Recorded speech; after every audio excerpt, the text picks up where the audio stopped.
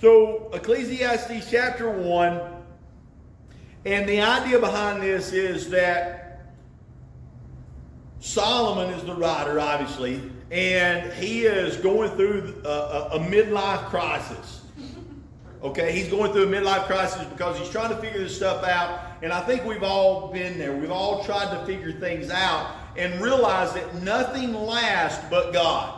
Because that's what it sums up with, okay? And so whatever I talk about, we realize and we know that it's all about God. So everything that we're going through today, or maybe not going through, or suffering through, or whatever, it's all about God, okay? And that's what he finally realizes, but he was having to go through this process. Now, he was the wisest, which is questionable, right? Because of some of his choices.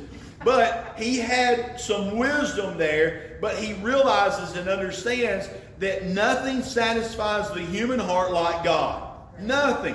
Everything that we try to acquire, everything that we try to put together, nothing will satisfy our heart like God does.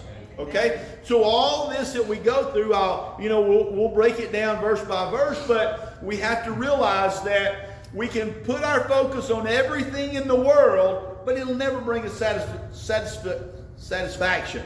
Right. Yeah, satisfaction. And so only God can do that. So Ecclesiastes chapter 1, and like I say, I'm just going to go through this, probably won't stop long on any one thing. The words of the preacher, the son of David, king in Jerusalem, which is Solomon. Vanity of vanities, saith the preacher, vanity of vanities, all is vanity. He's saying that all things are meaningless in this world because it will never bring satisfaction. It will never bring anything to you. So everything is meaningless in that point, that it's never going to bring satisfaction. What profit hath a man of all of his labor which he taketh under the sun? One generation passes away and another generation comes, but the earth abides forever. The sun also, and the sun goes down and hastens to his place where he arose. The wind goes toward the south, turns about into the north. It whirleth about continually, and the wind returneth again according to his circuits. All the rivers run into the sea, yet the sea is not full. Unto the place from whence the rivers come, thither they return again. All things are full of labor. Man cannot utter it. The eye is not satisfied with seeing, nor the ear filled with hearing. So what is he saying? He's saying all of the labor that we try to get, we're trying to do everything that we can under the sun, it gains nothing. There is no permanent value in everything that we do. There's a few things that we do, we're reaching out, but it's only in God's presence or God's work or God's timing or any of that. That's what is everlasting. That's what is eternal. We're building up our treasures in heaven. He's saying that everything that we build up here is pointless, is useless, because it's not eternal. It is not going to go anywhere. So what profit hath the man of all of his labor which he taketh under the sun? So it says one generation passes away and another generation comes. Well, people do not last like the earth lasts. We're here today and gone tomorrow. It's a vapor, right? The same thing with the sun. The sun is eternal. It's always going to go around. You know, God's going to renovate everything. There's going to be new heavens and new earth. But guess what? There's still going to be earth. There's still going to be heaven. But a lot of these people are going to be gone. Everything that we're building up here today is going to be gone. Now think about that. What we're focusing on. What should we be focused on? Maybe what should I be focusing on? It's the things of God and not the things of the world, right? The wind goes around. It never ceases, right? But people do. The rivers is constant. You know, it's a constant turnaround. It's evaporation. Goes back. It falls as rain. Goes back into the rivers. Goes back into the sea. It evaporates, and just over and over and over, there's a cycle that continues.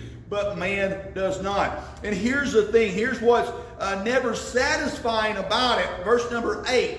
All things are full of labor. Man cannot utter it. The eye is not satisfied with seeing, nor the ear filled with hearing. Because the eye will never see enough, or the ear will never hear enough. Never. It'll never be enough. Because there will always be something else to see. There will always be something else to hear. There will always be something there. Now, what satisfies, what brings us true joy, is seeing the presence of God, or seeing the move of God, hearing the things of God. Now that'll bring some joy, but the things in this world doesn't. You'll never listen to the radio enough, because you'll always, whenever you listen to the radio, how often does your favorite song come on? Not very often, does it? Now, unless you're listening to Sirius XM, and then they'll play that stuff in a loop, and then you just keep hearing it and hearing it and hearing it and hearing it until the next week, and then they'll start another loop. And then you get tired of hearing the same old songs.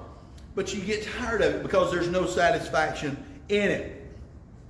The thing that has been, it is that which shall be, and that which is done is that which shall be done, and there is no new thing under the sun. And this is what becomes monotonous. It's a routine, right? And that's what he's really living through. He's going through this process, and I think it's a midlife crisis, and he's just, trying to figure these things out. And he's just got into a rut. He's got into the routine and the monotonous of life.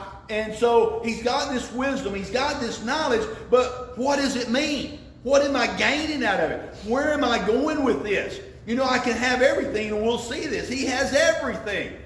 Yet it's not enough. It's not enough. It'll never be enough. Is there anything whereof it may be said, see, this is new? It has been already of all time, which was before us. There is no remembrance of former things, neither shall there be any remembrance of things that are to come with those that shall come after.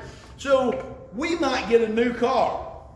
But technically it's not new, because it's metal that was made from somewhere. It's rubber that was made from somewhere. So it's not new. It might be new to us, but then as soon as you get in that new car, it is no longer new to you, because now you're getting into an old car. Right. I've got a new shirt that I've only wore a couple of times. It's not new anymore. It was new when I went and got it off the shelf or the store, but that's it. As soon as I pay for it, it's no longer new. There is nothing new under the sun. It's all just remanufactured. It's just all different forms. And so nothing is permanent. And where does those cars go? We were talking about cars this morning. Where does those cars go? Car heaven? They go into the junkyard. They get melted down. They get scrapped out. And guess what they make? They make a phone out of it. They make something else out of it.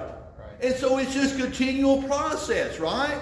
So everything that we do is just here today, gone tomorrow, lost and forgotten, and it's just over and over and over and over. So what should our focus be on? Those things that just disappear from one day to the next, or God, which is eternal? Well, it's always God, which is eternal. I, the preacher, was king over Israel in Jerusalem, and I gave my heart to seek and search out by wisdom concerning all things that are done under heaven. This sore travail hath God given to the sons of man to be exercised therewith. I have seen all the works that are done under the sun, and behold, all is vanity and vexation of spirit. That which is crooked cannot be made straight, and that which is wanting cannot be numbered. So we see that all things fail to satisfy the heart. Okay? Human achievements. Anything that we do, anything that we accomplish, it'll never really be enough. Because if we accomplish one thing, well, if we go to the moon, let's go to Mars. Well, if we go to Mars, let's go to Saturn. Well, if we go to Saturn, let's go to the sun. We'll just go at night whenever it's off. I've heard people say that. Okay. But we'll just go to the sun. We're just never satisfied with whatever our achievements are. We'll always strive and continue on. So Solomon says, I gave my heart to seek and search out. So that's all he spent his time on. He didn't have to be a king. He didn't have to go do this, go to war or whatever. Hey, I'm just going to give myself over to the world and just see what's going on, right? Concerning all things. Now, here's the thing, though. Here's a conclusion, that there is a drive to achieve. God gave us a drive to achieve. I think, and he even understands that it's a gift from God, because we don't want to lay around and just fold up our arms and say, okay, God, come feed me with the ravens or whatever. No, we don't want to just do that. We want to go and do something, but it's also a burden on us, because that's our drive. Because once we start achieving, how many of us, we're all adults here. There's no kids. And so how many of us would like to go back into our kids'